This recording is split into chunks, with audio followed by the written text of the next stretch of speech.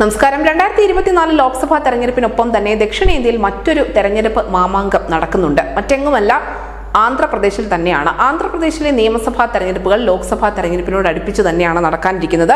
അങ്ങനെ അത്ര സജീവമായി ആന്ധ്രാപ്രദേശ് നിൽക്കുന്നതിനിടയിൽ അവിടെ വലിയ ഒരു രാഷ്ട്രീയ മാറ്റത്തിനുള്ള കളം ഒരുങ്ങിയിട്ടുണ്ട്. നമുക്കറിയാം, തെലങ്കാനയിൽ TDP വിട്ടെത്തിയ രേവന്ത് റെഡ്ഡിയെ PCC അധ്യക്ഷനാക്കിക്കൊണ്ടായിരുന്നു കോൺഗ്രസ് അവിടെ അധികാരം പിടിച്ചത്. കോൺഗ്രസിന് തെലങ്കാനയിൽ അധികാരം പിടിക്കാൻ ഏറ്റവും അധികം സഹായിച്ചത്, അല്ലെങ്കിൽ രേവന്ത് റെഡ്ഡി ഉണ്ടായിരുന്നത് കൊണ്ട് മാത്രമാണ് അവർക്ക് അവിടെ അധികാരം പിടിക്കാൻ സാധിച്ചതെന്ന് ചുരുക്കി പറയേണ്ടി വരും. PDPയിൽ നിന്നെത്തിയ രേവന്ത് റെഡ്ഡിക്കൊപ്പം തന്നെ അണികളും പ്രവർത്തകരും മറ്റ് ചെറിയ നേതാക്കളും എല്ലാം തന്നെ കോൺഗ്രസിലേക്ക് കൂടണയുകയും ചെയ്തിരുന്നു. ഇതേ തന്ത്രം തന്നെ ആന്ധ്രാപ്രദേശിൽ പയറ്റാൻ ഒരുങ്ങുകയാണ് കോൺഗ്രസ് എന്നുള്ള റിപ്പോർട്ടുകൾ പുറത്തു വന്നിരിക്കുന്നു. ഇപ്പോഴിത് അതിന്റെ ആദ്യ പടിയായി YSR തെലങ്കാന പാർട്ടി സ്ഥാപകയായ YS ഷർമിള കോൺഗ്രസിൽ ചേർന്നിരിക്കുകയാണ്. ഈ രേവന്ത് റെഡ്ഡിയെ PCC അധ്യക്ഷനാക്കിക്കൊണ്ട് എങ്ങനെയാണോ തെലങ്കാന പിടിച്ചത്, അതേ തന്ത്രം തന്നെ ആന്ധ്രാപ്രദേശിലും പയറ്റി വിജയിക്കാം എന്നുള്ള ഒരു അതിമോഹം കൂടി കോൺഗ്രസിന് ഇക്കാര്യത്തിലുണ്ട്. ദില്ലിയിൽ വെച്ച് നടന്ന ചടങ്ങിലാണ് കോൺഗ്രസിന്റെ ദേശീയ അധ്യക്ഷൻ മല്ലികാർജ്ജുൻ ഖാർഗെയുടെയും കോൺഗ്രസ് നേതാവ് രാഹുൽ ഗാന്ധിയുടെയും സാന്നിധ്യത്തിൽ YS ഷർമിള കോൺഗ്രസിലേക്ക് ചേർന്നിരിക്കുന്നത്. YSR തെലങ്കാന പാർട്ടിയെ കോൺഗ്രസിൽ ലയിപ്പിക്കുകയും ചെയ്തിട്ടുണ്ട്.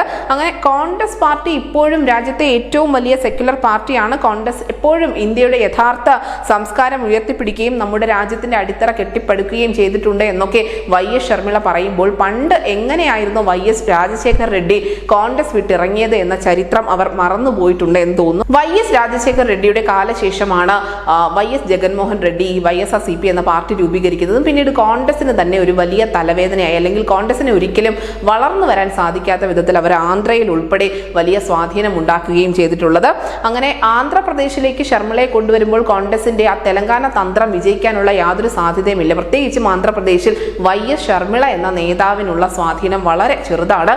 അതേസമയം തന്നെ സഹോദരനായ ജഗൻമോഹൻ റെഡ്ഡിക്കാവട്ടെ ആന്ധ്രാപ്രദേശിൽ മികച്ച ജനപിന്തുണ ഉണ്ട് താനും. അങ്ങനെ YS ഷർമിളയെ കോൺഗ്രസിലേക്ക് കൊണ്ടുവന്ന് അവിടെ ആന്ധ്രാപ്രദേശിൽ കോൺഗ്രസിന് മികച്ച ഒരു വിജയം നേടാൻ സാധിച്ചില്ല എങ്കിൽ തീർച്ചയായും ഇത് YS ജഗൻമോഹൻ റെഡ്ഡിയുടെ ഒരു തന്ത്രപരമായ നീക്കത്തിന് വഴിവെച്ചേക്കാം. കാരണം നിലവിൽ NDA സഖ്യത്തിനൊപ്പമോ INDA സഖ്യത്തിനൊപ്പമോ ചേരാതെ നിൽക്കുന്ന പാർട്ടികളിൽ, ദക്ഷിണേന്ത്യൻ പാർട്ടികളിൽ ഏറ്റവും പ്രധാനപ്പെട്ടത് YSR കോൺഗ്രസ് തന്നെയാണ്. അങ്ങനെ YSR കോൺഗ്രസിന്റെ ഒരു INDA പ്രവേശനം പോലും അടച്ചു കളഞ്ഞുകൊണ്ടാണ് ഇപ്പോൾ YS ഷർമിളയെ പാർട്ടിയിലേക്ക് എടുത്തിരിക്കുന്നത്.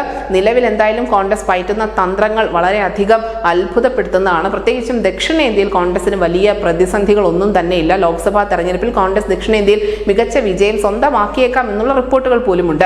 ഉത്തരേന്ത്യയിൽ അതേസമയം അധികാരത്തിന്റെ പേരിൽ വടംവലി നടന്നുകൊണ്ടിരിക്കുകയാണ്. അവിടെ ബീഹാറിലും UPയിലും പശ്ചിമ ബംഗാളിലും ഉൾപ്പെടെ കോൺഗ്രസിന് വലിയ തർക്കങ്ങൾ, വലിയ തലവേദനകളൊക്കെ നിലനിൽക്കുന്നുണ്ട്. അതിനിടയിലാണ് അമിത ആത്മവിശ്വാസത്തിന്റെ ഭാഗമായി ഇപ്പോൾ കോൺഗ്രസ് ഈ YS ഷർമിളയെ കൂടി പാർട്ടിയിലേക്ക് എത്തിച്ചിരിക്കുന്നത്. News desk news India Malayalam.